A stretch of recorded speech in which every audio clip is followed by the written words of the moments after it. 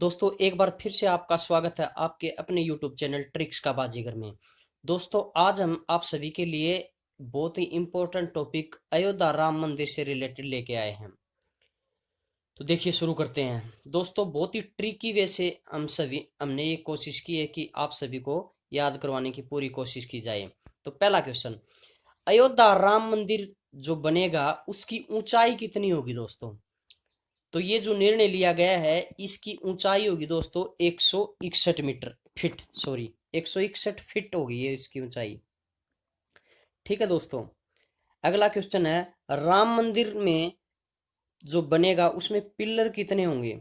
तो इसमें दोस्तों जो पिलर हैं वो 360 पिलर होंगे। ठीक है दोस्तों, 360 पिलर होंगे। अब देखो इसको याद कैसे करें। अब देखो पिलर हैं, पिलर काफी ऊंचे ऊंचे होंगे पिलर। कहने का मतलब है इतने सारे पिलर लगे होंगे उस मंदिर के अंदर, आप जिस साइड भी नजर घुमाओगे ऊपर नीचे दाएं बाएं, मतलब 360 डिग्री आप अपना फेस घुमाइए, आपको राम मंदिर ही राम मंदिर के पिलर नजर आएंगे। देखो 360 डिग्री, ठीक है ना, यहां मैंने रिलेट कर दिया है। घूम जाओ 360 डिग्री तो आपको नजर आएगा राम मंदिर के पिलर। याद रह जाएगा ना दोस्तों, इतने पिलर होंगे इसके। इसके अंदर जो गुबंद होंगे वो 5 गुबंद होंगे दोस्तों, याद रखना ये गुबंद 5 गुबंद होंगे। क्लियर है, बहुत इंपॉर्टेंट क्वेश्चन है दोस्तों। अगला है दोस्तों, राम मंदिर का नक्शा तैयार करने वाले चीफ आर्किटेक्ट का नाम क्या था? क्या है? अब देखो चीफ आर्किटेक्ट का नाम इस अब देखो इसका जो नाम था वो निखिल सोमपुरा था। अब इसको याद कैसे करें? अब देखो इसको याद कैसे करें। देखो किसी ने बोला कि भैया आप चीफ आर्किटेक्ट नियुक्त किए गए हो राम मंदिर का नक्शा तैयार करने वाले। अब कोई भी बंदा होगा तो वो खिल जाएगा ना पूरी तरह से कि हे भगवान मुझे दिया गया ये काम, तो ये खिल गया, मतलब निखिल सोमपुरा। अब देखो एक और इसी के अंदर क्वेश्चन इंपॉर्टेंट है। जो राम मंदिर का नक्शा तैयार जो राम मंदिर को तैयार कर रही है वो कंपनी जो है वो L&T, जिसकी फुल फॉर्म है लार्जन एंड टुब्रो, भारत की कंपनी है ये। L&T कंपनी है, ये भी याद रखना आप दोस्तों। क्लियर है, बहुत इंपॉर्टेंट क्वेश्चन है L&T। अगला है दोस्तों, राम मंदिर परिसर जो है वो कितने एकड़ में बनेगा?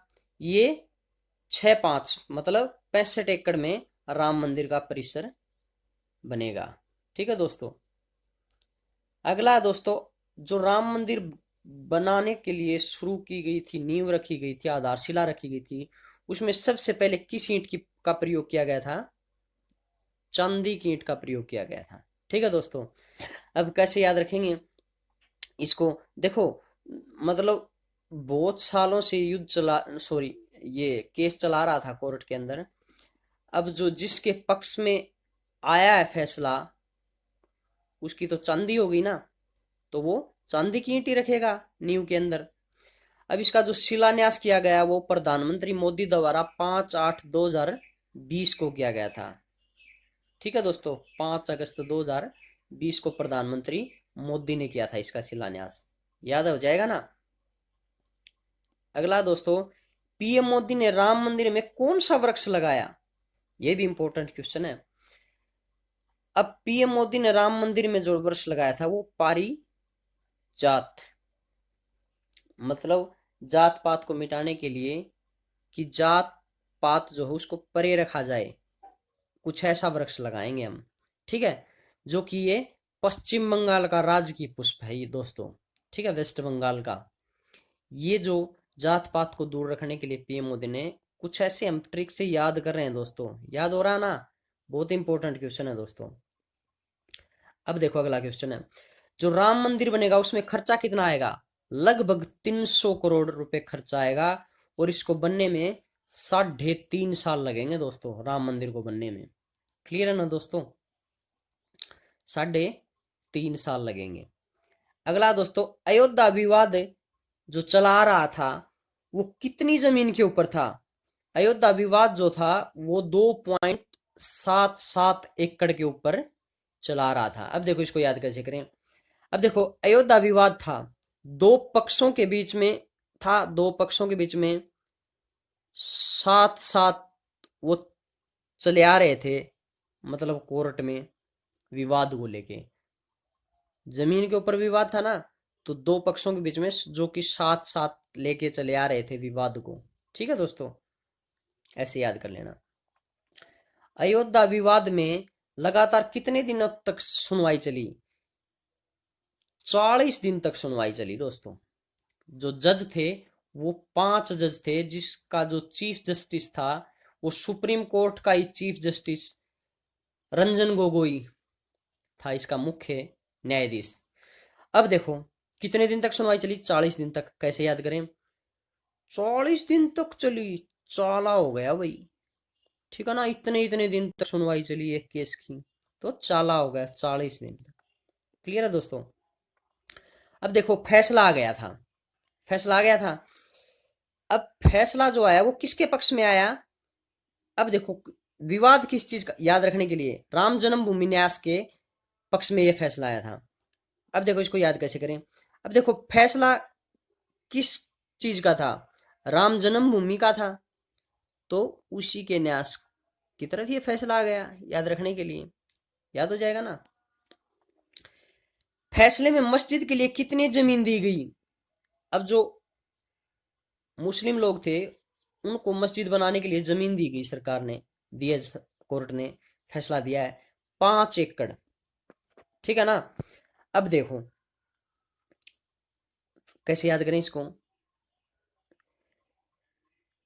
जमीन के लिए कैसे याद करें इसको?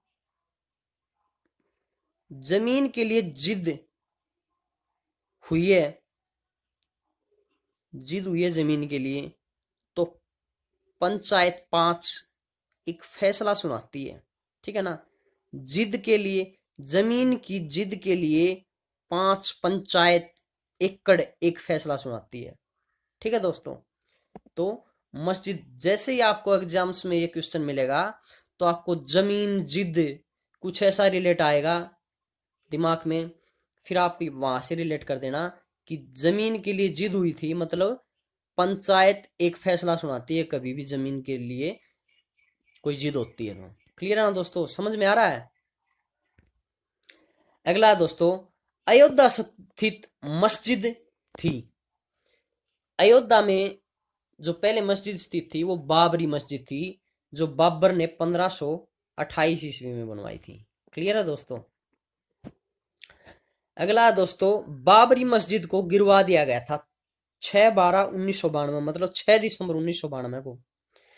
दोस्तों मैं बहुत ही आसानी के साथ आपको रिलेट करवाने की कोशिश कर रहा हूं। जैसे ही आपको एग्जाम में ये क्वेश्चन दिखाई दे तो आप उस चीज को रिलेट कर पाओ और तारीखों को भी आप बिल्कुल 100% सही करके आ जाओ एग्जाम में। हमारा यही लक्ष्य रहता है।